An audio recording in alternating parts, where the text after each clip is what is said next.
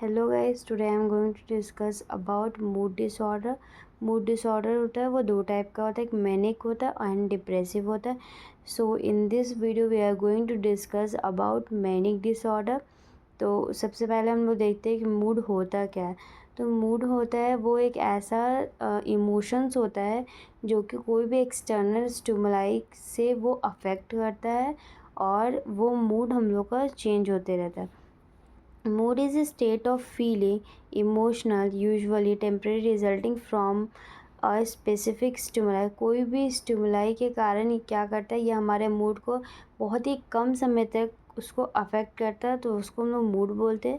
The word mood is derive from an ancient English word mood which means courage, specially during the time of war.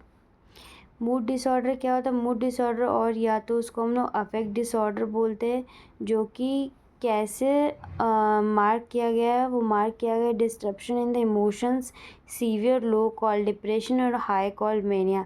अगर mood disorder बहुत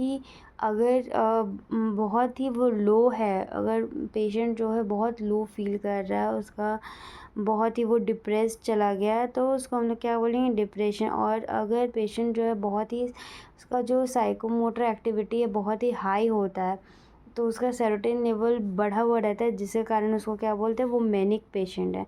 सो mania क्या होता है वो हम लोग देखेंगे।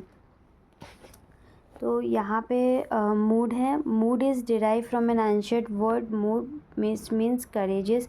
इसको हम लोग एक वर्ड से हम लोग जान सकते हैं जो कि बैट होता है, behaviour, affection and thinking. Mood disorder में क्या होता है कि हम लोग का बिहेवियर, अफेक्शन और थिंकिंग चेंजेस होता है। कैसे? अगर कोई भी इंसान किसी के बारे में कुछ बोलता है तो सबसे पहले वो इंसान क्या करता है? सबसे पहले वो सोचता है उस चीज़ को। सोचने के बाद क्या होता है? उसका जो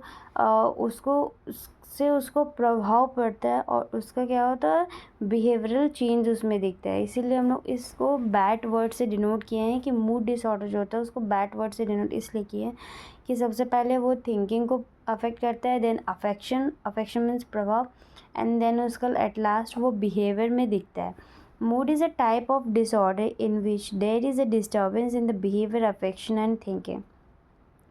मूड दो टाइप का होता है, एक मैनिक होता है, डिप्रेशन होता है। मैनिक किसको बोलेंगे और डिप्रेशन किसको बोलेंगे? तो मैनिक बोलते हैं जिसमें कि पेशेंट का जो होता है मूड बहुत ही एलिवेट हो जाता है, साइकोमोटर एक्टिविटी बहुत ही हाई हो जाता है और बहुत ही वो खुश हो जाता है, फ्लाइट ऑफ आइडियाज़ होने लगते हैं, तो वो मैनिक होते हैं। और डिप्रेशन पेशेंट कैसे दिखेंगे? वो एक रूम में बंद हो जाते हैं, उनका साइकोमोटर एक्टिविटी बिल्कुल भी नहीं होता, वो एक चेयर पे बैठे रहते हैं रूम में, किसी से कोई बोलचाल नहीं, वो सोशली विड्रॉल रहते हैं और उनका आइडिएशन भी बहुत ही डिक्रीज़ होता है। Mania. It is a mood disorder in which a patient mood is elevated and the patient is restless. Mania में हम लोग क्या देखने को मिलता है? जो पेशेंट होता है वो बहुत ही उसका जो मोटर एक्टिविटी होता है बहुत ही हाई होता है, बहुत और उनका जो मूड होता है वो भी एलिवेटेड रहता है।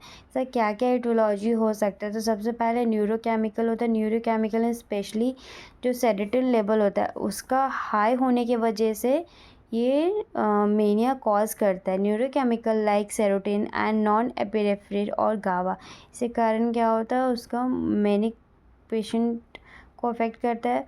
देन जेनेटिक कॉजेज़ भी हो सकता है। कैसे? अगर पेरेंट्स को ये डिसऑर्डर है तो बहुत ज़्यादा चांसेस है कि उनका ऑफस्प्रिंग में भी ये आए। थर्ड होता है socio cultural life. If any type of stressor can cause burden on the brain that lead to mania। Socio cultural life कैसे हो सकता है? मीन्स अगर किसी के घर में या फिर कोई इशू चल रहा है या फिर दो कपल है उनके बीच में डाइवोर्स चल रहा है, तो उसके कारण क्या होता है? बहुत सी स्ट्रेस बिल्डअप होता है और फिर वो धीरे धीरे वो मैनिक पेशेंट या तो डिप्रेशन में चले जाते हैं। एट लास्ट क्या है? Trauma is an injury to the brain और द टिश्यू। किसी भी टाइप का ट्रॉमा के कारण भी ऐसा हो सकता है। क्लिनिकल मैनिफेस्टेशंस में क्या होता है? Clinical manifestation is consist of triode of symptoms. सबसे पहले होता है elevated mood, increase psychomotor activity and flight of ideas. ये तीनों साइन एंड सिम्टम्स होते हैं मैनिक पेशेंट के।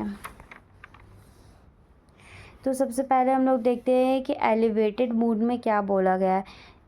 There is a rise in the patients mood such as it fall happy, it feel happy and joyful. Elevated mood में क्या देखने को मिलता है, जो पेशेंट होता है वो बहुत ही हैप्पी होते हैं और बहुत ही जॉयफुल होता है, बहुत खुश होता है उनका, क्योंकि मूड बहुत ही एलिवेटेड रहता है।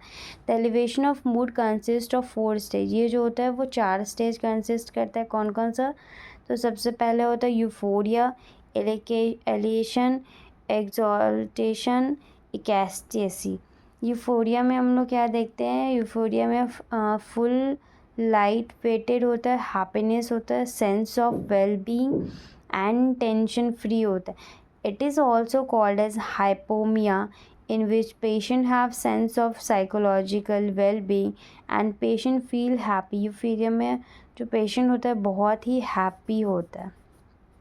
दूसरा होता है elation, second stage in which psychomotor activities is also increase with the mood happiness.